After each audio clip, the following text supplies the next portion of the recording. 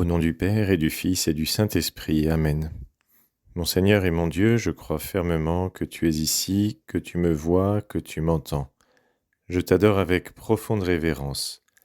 Je te demande le pardon de mes péchés et la grâce de faire avec profit ce moment de prière. Ma Mère Immaculée, Saint Joseph, mon Père et Seigneur, mon ange gardien, intercédez pour moi.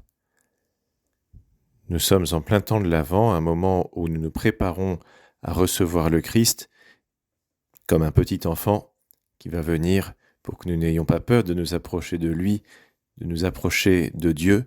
Il va venir réduire la distance infinie qui existe entre Dieu qui est infiniment parfait et nous qui ne sommes pas parfaits. Et il va pour cela s'incarner, devenir un petit enfant qui ne fait peur à personne, parce qu'il veut que nous le recevions, parce qu'il est le prince de la paix, que nous avons besoin tellement de cette paix qu'il vient nous apporter.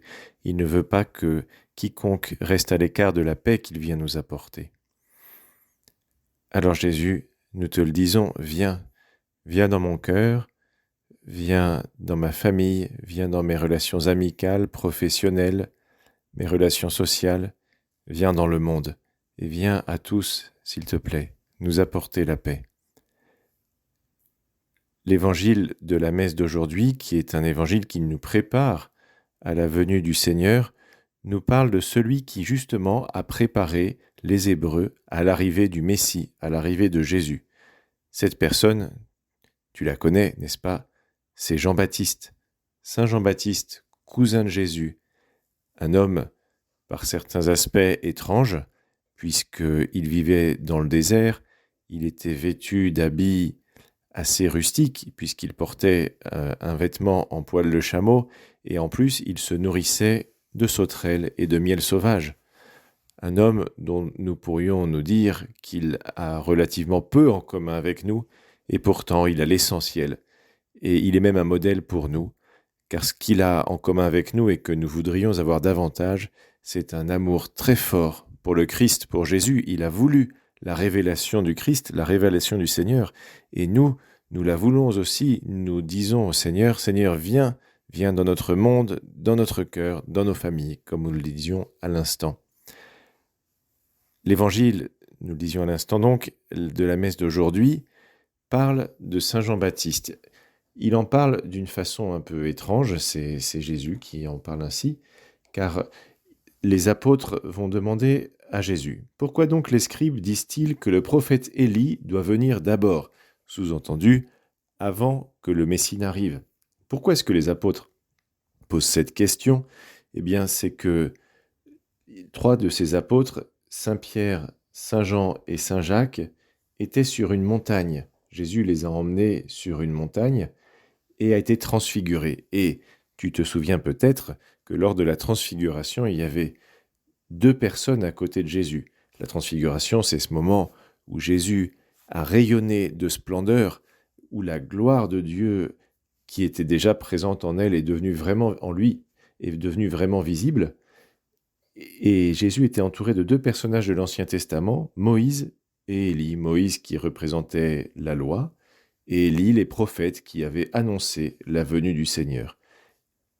Donc les disciples ont vu Élie, et ils demandent donc à Jésus, après cet événement, une fois que tout est terminé, pourquoi donc les scribes disent-ils que le prophète Élie doit venir d'abord, avant que Jésus vienne? Parce que Jésus est là, or eux, ils ont l'impression que le prophète Élie n'est pas revenu. Et Jésus leur répond très simplement, Élie va venir pour remettre toute chose à sa place, mais je vous le déclare, Élie est déjà venu. Au lieu de le reconnaître, ils lui ont fait tout ce qu'ils ont voulu. Et de même, le Fils de l'homme va souffrir par eux. Et là, saint Matthieu, qui écrit l'Évangile, nous dit « Alors les disciples comprirent qu'il leur parlait de Jean le Baptiste. » Voilà, donc Jésus dit « Élie est déjà venu » et c'était Jean le Baptiste. Jean le Baptiste, le dernier des prophètes, prend d'une certaine manière le rôle du prophète Élie et a annoncé la venue du Seigneur. Alors cette annonce du Seigneur, faite par Jean-Baptiste, s'adresse à nous aussi. Nous aussi, nous sommes concernés par la venue de Jésus, nous devons l'accueillir dans notre cœur. En méditant un peu plus sur la figure de Saint Jean-Baptiste, en allant au-delà de son apparence extérieure, d'un homme qui vit dans le désert, qui est vêtu de façon étrange, qui mange les aliments qu'il y a sur place, eh bien en allant au-delà de tout cela, nous voyons combien Saint Jean-Baptiste nous rejoint, parce qu'il aimait profondément Jésus. Et nous pouvons aussi percevoir que Jésus l'aimait intensément. Le Christ était fier de son cousin, non pas en raison de leurs liens familiaux, du moins cela dépassait nettement leurs liens familiaux, parce que Jean était dévoré par le feu de l'amour de Dieu.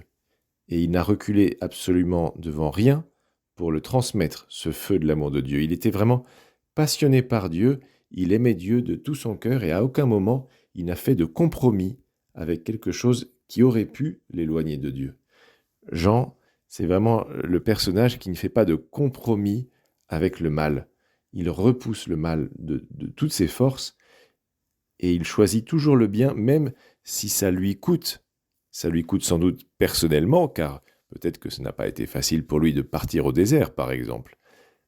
Et ça lui coûte aussi parce qu'il invite les autres à repousser le mal, et les autres parfois réagissent très bien, comme on le voit dans l'Évangile, d'autres fois réagissent très mal, comme ça a été le cas avec Hérode et surtout avec sa femme, la femme d'Hérode, qui était en réalité la femme du frère d'Hérode, qu'Hérode avait prise, et Jean-Baptiste le lui reprochait. C'est pour ça que sa femme n'a eu de cesse que d'obtenir d'Hérode la mort de Jean-Baptiste, qu'elle finira par avoir quand le bourreau apportera la tête de Jean-Baptiste sur un plateau à Hérodiade, la fille de la femme d'Hérode, qui avait dansé devant ce roi et qui a demandé comme récompense la tête de ce pauvre Jean-Baptiste.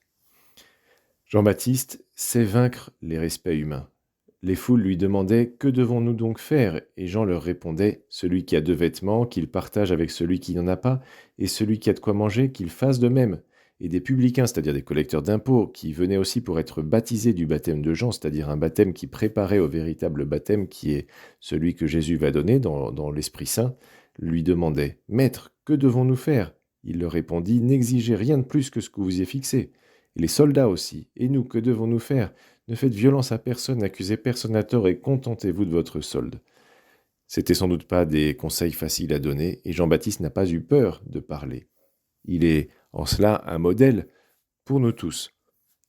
Bien sûr, pour ceux qui prêchent la parole de Dieu avec autorité, ça ce sont les prêtres et surtout les évêques, qui eux aussi ne doivent pas avoir peur de dire la vérité, de donner de bons conseils qui vont vraiment aider les gens, même si les gens parfois les reçoivent plus ou moins bien, mais c'est la vérité, il faut dire la vérité, avec toujours une grande charité, parce que c'est comme ça que la vérité pénètre dans les cœurs, c'est avec une grande charité, comme celle de Saint Jean-Baptiste, qui pouvait dire des choses très dures, et pourtant les gens l'écoutaient, parce que sans doute voyaient-ils qu'il les aimait profondément. Mais pour nous aussi, nous avons un devoir de vérité, de dire les choses telles qu'elles sont, de ne pas monnayer la doctrine de Dieu, la doctrine de Jésus, de ne pas faire d'accommodements qui seraient en réalité des mensonges. Voilà, donc Saint Jean-Baptiste est un modèle pour nous de ce point de vue-là, comme sur beaucoup d'autres. La fermeté de Saint Jean-Baptiste ne veut pas dire que c'était un surhomme. Lui aussi avait ses doutes. Les disciples de Jean le Baptiste, raconte saint Luc, annoncèrent tout cela à leur maître, donc tout ce que Jésus faisait. Alors Jean appela 2 d'entre eux et les envoya demander au Seigneur. Es-tu celui qui doit venir, ou devons-nous en attendre un autre ? Et donc ces 2 disciples vont demander à Jésus, Jean le Baptiste nous a envoyé te demander, es-tu celui qui doit venir, ou devons-nous en attendre un autre ? Et certains interprètes de la Sainte Écriture, pour éviter qu'on pense que Jean-Baptiste ne paraisse avoir douté, affirment qu'il aurait envoyé 2 de ses disciples poser cette question à Jésus pour les rassurer, rassurer les disciples. Peut-être est-ce le cas, mais il n'y aurait pas de problème non plus à ce que Jean-Baptiste soit passé par une phase de doute. La sainteté, elle n'empêche pas d'éprouver des doutes. Dieu permet parfois que nous passions par des moments d'incertitude, et ce sont des moments douloureux. Ils ont dû l'être pour Jean-Baptiste, ils le sont pour nous aussi. Et si jamais nous entrons dans une phase comme cela, nous demandons au Seigneur, Seigneur, sonne-moi de ce doute et donne-moi une foi profonde, forte, comme celle de Jean-Baptiste, qui n'en est pas resté à ce doute et qui est allé jusqu'à donner sa vie pour Dieu. Alors Seigneur, donne-nous d'écouter ton prophète, ton cousin, qui a annoncé ta venue, et donne-nous de nous préparer, nous aussi, par un changement de vie, peut-être dans de petites choses, mais ces petites choses qui nous rattachent au mal et qui nous empêchent de nous approcher de toi, eh bien, aide-nous à les supprimer de notre vie pour nous préparer à ta venue lors de Noël, le 25 décembre, quand tu vas venir dans nos cœurs, dans nos familles, dans nos villes, dans nos pays, dans le monde. Viens, Seigneur Jésus.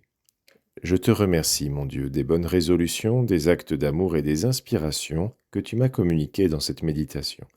Je te demande de m'aider à les mettre en pratique. Ma Mère Immaculée, Saint Joseph, mon Père et Seigneur, mon ange gardien, intercédez pour moi.